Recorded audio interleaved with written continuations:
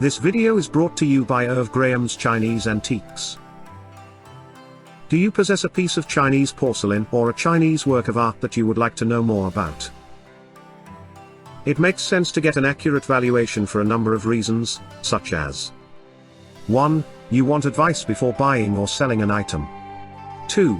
Your insurance company requires an accurate valuation.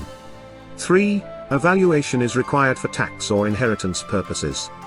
4. You simply just wish to know more about your item's history, etc. Whatever your reasons, our valuation service will answer the following important questions on your behalf. How old is your item? Is your item imperial? Where was your item made? How much are similar items selling for at auction? You have heard the old saying, you get what you pay for. Well, that is certainly the case here. There are other Chinese antique valuation and authentication services charging less than the service offered by Irv Graham.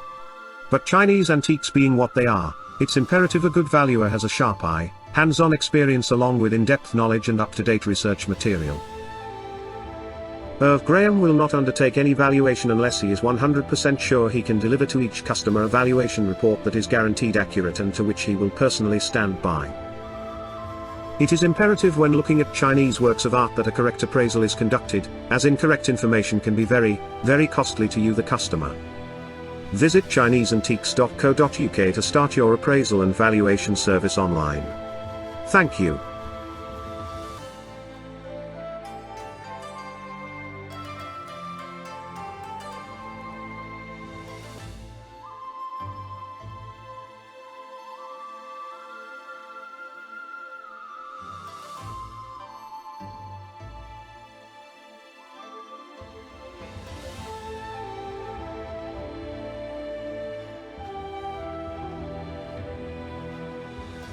What is Famille rose porcelain?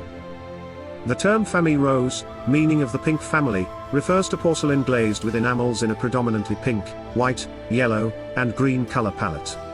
The term Famille rose originated with a French scholar in 1862 and has been used ever since by scholars of all nationalities. While it is important to note that other, more specific terms originate from China that describe these same wares, Famille rose is a blanket term commonly used by auction houses, antique dealers, and in older scholarly publications. Famille rose wares began to emerge in quantity by the early 18th century.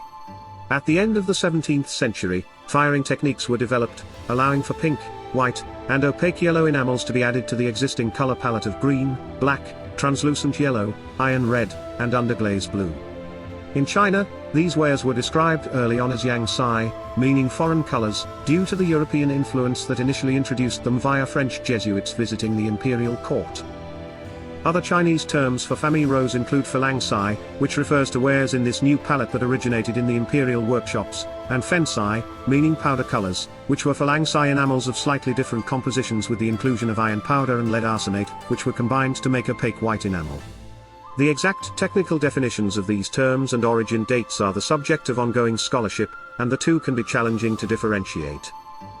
Designs on porcelain could now have a more delicate, filled in three-dimensional effect, with more subtle gradations in color achievable.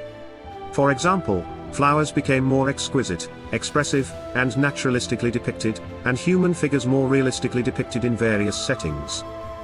The Yongzheng and Qianlong periods are considered by many to be the height of Famille rose ceramic production, with porcelain from these periods displaying some of the best and most innovative techniques. Pieces made during these reigns are in high demand and often imitated. Meanwhile, towards the end of the 18th century, Famille rose porcelains became extremely popular for export to the West. The most prevalent motifs were named rose medallion, characterized by dense swathes of butterflies and birds arranged around cartouches depicting figures in idealized court scenes, and rose mandarin, of similar design incorporating more figures in reserves in the place of the butterflies and birds.